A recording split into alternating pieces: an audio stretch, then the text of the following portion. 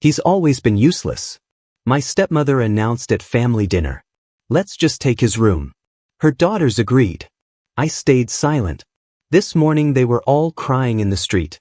I never thought I'd be making a post like this, but I need to get this off my chest. What happened at dinner last night has me questioning everything about my living situation. Some background. I've been living in my childhood home to help take care of my dad after he had some health issues last year. My mom passed away 5 years ago, and Dad remarried 2 years back to Alice. She moved in with her 2 daughters, Violet, 21, and Zoe, 19. I stayed because Dad needed help, and honestly, this house means everything to me. Mom's garden is here. The roses she planted are still blooming every spring. Things were tense but manageable until last night. I was working late in my room when Alice called everyone for dinner. Nothing unusual there. We often eat late because of everyone's schedules. I grabbed my laptop since I was in the middle of something urgent for a client. Really? Work at the dinner table? Alice's tone had that familiar edge to it. I started to close my laptop, but Dad spoke up. Let him finish, Alice. The boy's handling important things. That's when it started. Alice put down her fork with this weird smile, the kind that never reaches the eyes. Important things? He's always been useless. Elijah sitting in his room all day, taking up space we could use better. The silence that followed was deafening. I kept my eyes on my screen, fingers frozen over the keyboard. Dad didn't say anything this time. Violet chimed in. Mom's right. Zoe and I share a room while he has that huge space all to himself. It's not fair. We could make it a study room for the girls. Zoe added, like I wasn't even there, they're in college. They need the space more. I stayed quiet, but my mind was racing. This wasn't just about my room. This was about something bigger. I could feel it. The way they were all looking at Dad, waiting for his reaction. He just pushed his food around his plate, avoiding everyone's eyes. Luke barely contributes, Alice continued, her voice dripping with fake concern. The girls and I do all the housework, the cooking, the cleaning. What do you do, Luke? Sit in your room playing with your computer? I wanted to point out that I pay for all the utilities, handle Dad's medical appointments, and maintain the entire house, including Mom's garden. But something held me back. Years of watching Mom handle difficult situations taught me that sometimes silence is your best weapon. We should discuss this as a family, Alice said, reaching for Dad's hand. The girls need their space to grow. Luke's an adult. He should understand. I finally looked up from my laptop, met Alice's eyes directly, said nothing. Just watched as her smile faltered slightly. After dinner, I heard them in the hallway, Alice and the girls laughing about something. I went to get water and caught fragments of their conversation. Just a matter of time. Insurance policies. Needs to be handled carefully. This morning I found Violet in my room, claiming she was looking for a phone charger, but I saw her closing my desk drawer quickly. When I checked later, my mom's old documents were slightly out of order, the ones about the house deed and her life insurance.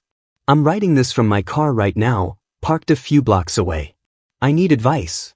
Something's not right here, and I can't shake the feeling that last night's dinner was just the beginning. Dad's been more confused lately, more dependent on the medications Alice gives him. And now this sudden push to get me out of the house. My gut tells me to stay quiet, keep observing. Mom always said that people reveal their true intentions if you give them enough rope. But I'm worried about Dad. The way he just sat there, not defending me. That's not like him.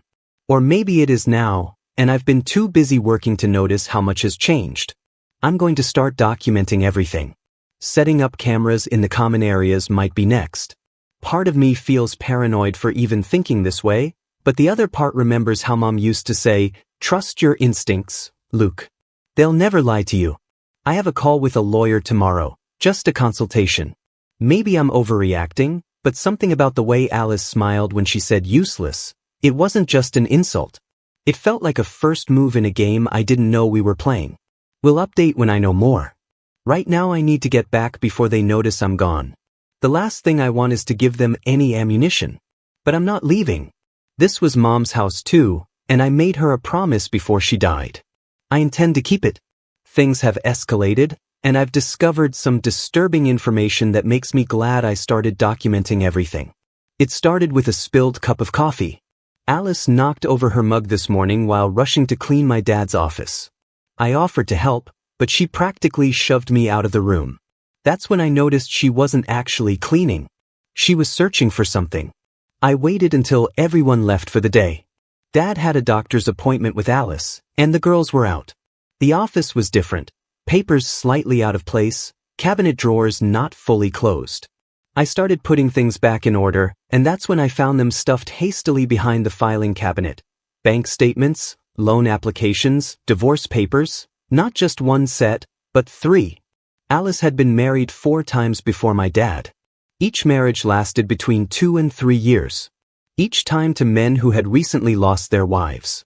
Each ending with a husband in severe debt or declaring bankruptcy. My hands were shaking as I read through everything.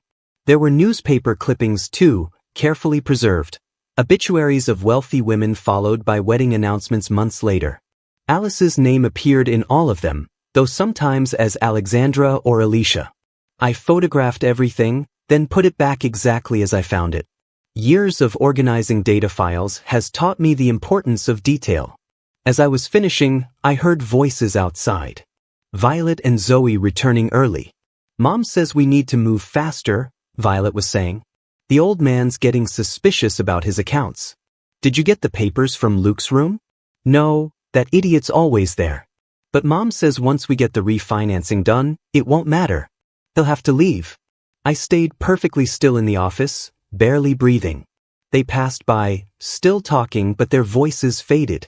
My mind was racing, connecting dots I should have seen weeks ago.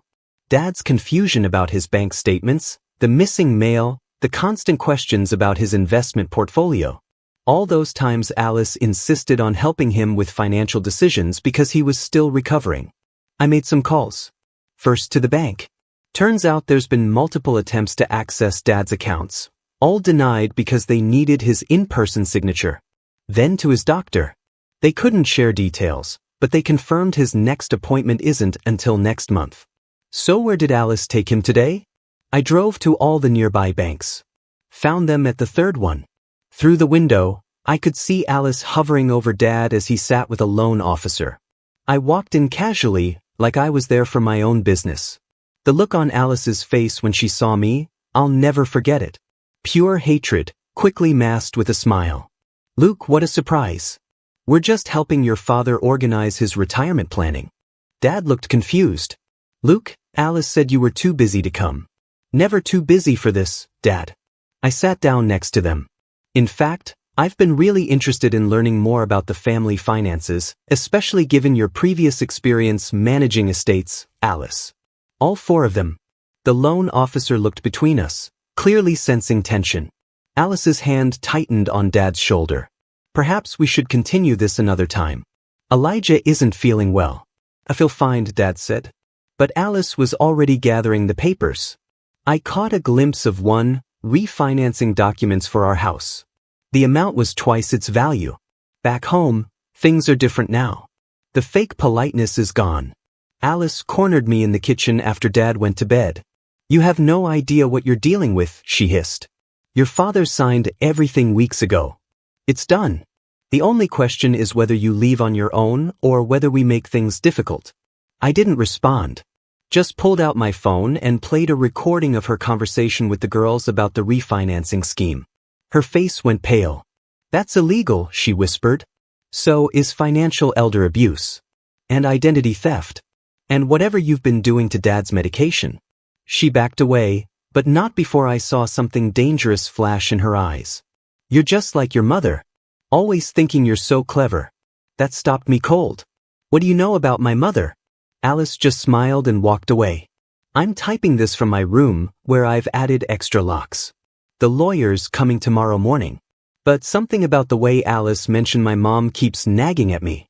I pulled out Mom's old medical records earlier, started reading through her final hospital stay.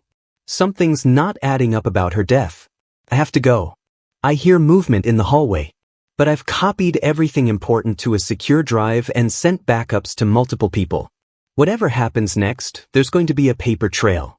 Things have gone from bad to worse, but I finally understand what's happening. It started when I found Dad's old pill organizer in the back of his bathroom cabinet. After my last post, I couldn't shake what Alice said about my mom. I spent the night reviewing Mom's medical records, looking for anything unusual. That's when Dad had one of his episodes, the confused spells that started shortly after Alice moved in. I heard him stumbling in the hallway at 3 a.m., found him disoriented, barely able to stand. Alice appeared immediately, like she'd been waiting. "See," she said to me, "this is why he needs his medication adjusted. Good thing I'm here to help." Something about her tone made me check Dad's old pill organizer, the one Mom used before she died, the one Alice replaced with a better system.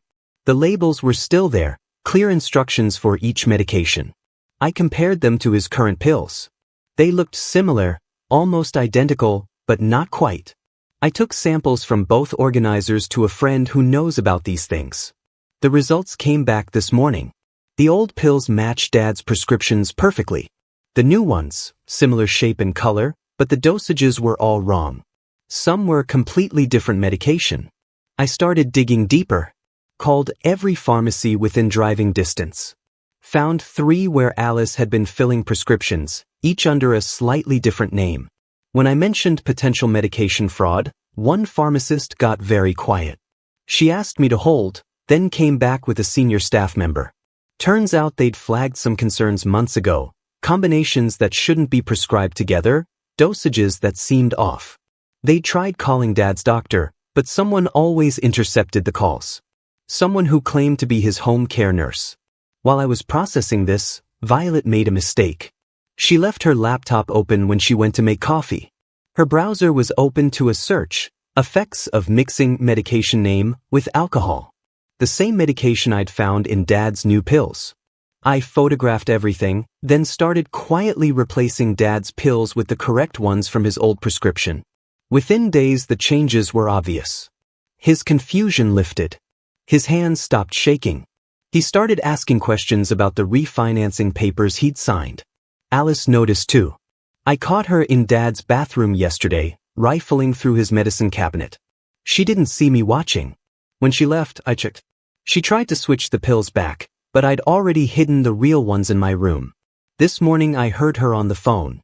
"He's building up a tolerance. We need to increase the dosage or find something stronger." "No, it can't wait. The papers are already filed, but he's starting to remember things." I set up small cameras in the common areas last week. Yesterday they caught Alice adding something to Dad's coffee when she thought no one was looking. I sent the footage to my lawyer. But here's what really chills me. Going through Mom's medical records again, I found something I'd missed. In the weeks before she died, she'd shown similar symptoms to Dad: confusion, fatigue, hand tremors. The doctors called it early-onset dementia. No one thought to check her medications. I found her old pill organizer too, tucked away in a box of her things. The pills are still there. I'm having them tested. Dad's in my room right now, fully lucid for the first time in months. I showed him the video of Alice tampering with his coffee, showed him the pharmacy records, the fake prescriptions, the refinancing documents she had him sign. "Your mother," he said quietly. "She tried to tell me something right before.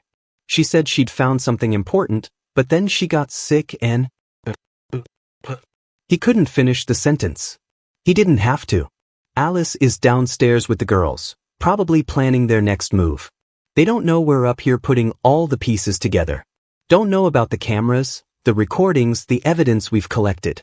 Don't know that Dad's lawyer is coming tomorrow with a forensic accountant and a detective. But they know something's wrong. I heard Violet and Zoe arguing earlier. "This wasn't supposed to take so long," Zoe hissed. "Mom said it would be like the others." "Shut up," Violet snapped. "Do you want him to hear?" "It doesn't matter anymore," Zoe said. "He's already figured it out. We need to..." They went outside to finish the conversation. When they came back in, they started packing, not obviously, just small things, valuables, documents. Like they're getting ready to run. I should be scared. Maybe I am. But mostly I'm angry. Angry that they hurt my dad. Angry that they might have hurt my mom. Angry at myself for not seeing it sooner. The detective's coming first thing tomorrow. Until then, Dad and I are staying locked in my room, monitoring everything through the cameras. I've sent copies of all evidence to multiple secure locations. If anything happens tonight, if someone's trying to get into the room, I can hear Alice outside the door, saying Dad needs his medicine. Dad's asleep on my bed, perfectly fine. I have to go. We'll update once the detective. The door handle is turning. I changed the locks, but somehow they have a key. I'm calling 911 right now. If anything happens, all the evidence is with my lawyer. Wish me luck. I think we're about to find out what Alice does when her plans fall apart. It's over. Everything happened so fast last night, but I'll try to tell it in order. When I left off, Alice was trying to get into my room. What I didn't mention was that I'd already called, not just 911, but also Detective Martinez, who'd been building a case based on the evidence I'd sent. She was actually parked down the street, waiting for a warrant to arrive. When Alice started trying to break in, that became probable cause. The moment Alice got the door open, she found herself face to face with 3 officers. The look on her face, it wasn't fear or surprise. It was recognition. Like she'd seen this scene before. You don't understand, she started, using that concerned voice I'd grown to hate. My husband is unwell and his son. Dad cut her off, standing straight, looking more clear-headed than he had in months. He said, "No, Alice. Not this time." That's when Violet and Zoe made a break for it. They had bags packed, just like I'd suspected. But officers were already at every exit. As they were being cuffed, Zoe started crying. Mom said it would be easy, like the others. The others turned out to be extensive. Detective Martinez had been investigating similar cases across 3 states. Wealthy widowers mysteriously becoming ill, signing over assets, draining accounts. Some survived. Some didn't, like my mom. The evidence from Mom's old pills came back this morning. Traces of the same medications they found in Dad's tampered prescription. Alice had been practicing her technique for years. Mom wasn't her first victim, but she was one of the few who started figuring it out. That's why Alice had to act faster with her than the others. The search of the house revealed everything: hidden documents, burner phones, a laptop with detailed notes on drug interactions and symptoms of various poisonings. They found a storage unit key that led to files on other victims.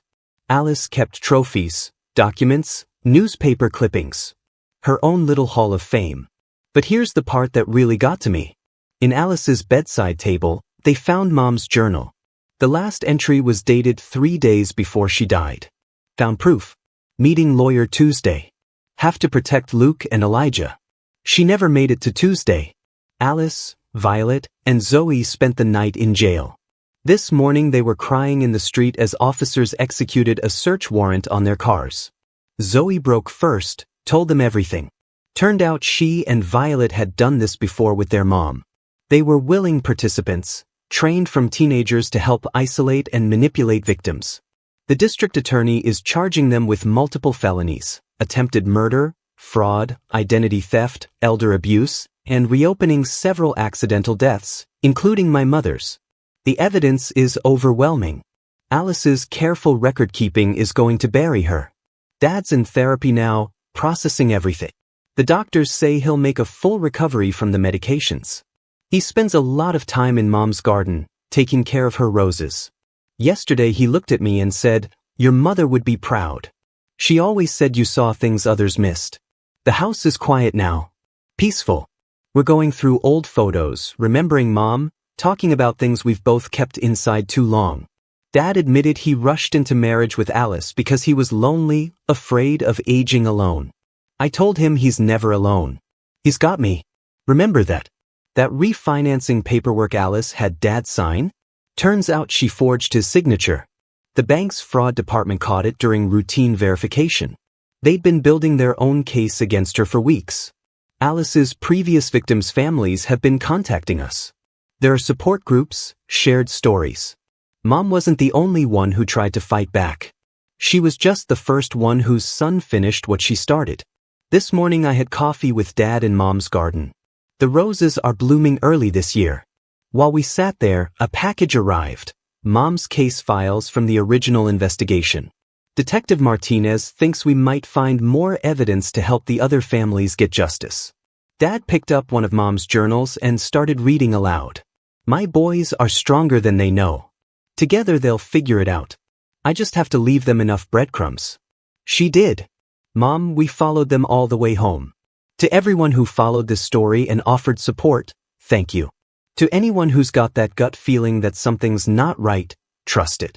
Document everything. Build your case quietly. And never underestimate what someone will do to protect their family, whether they're alive to see it through or not. Dad's calling me. The detective's here with more files. Time to help other families get their justice too. After all, that's what Mom would have wanted. And Alice, she's learning that karma isn't just a Reddit thing. Her fellow inmates apparently don't take kindly to people who poison their parents for profit. Sometimes the best revenge isn't what you do to someone. It's making sure the whole world knows exactly who they are.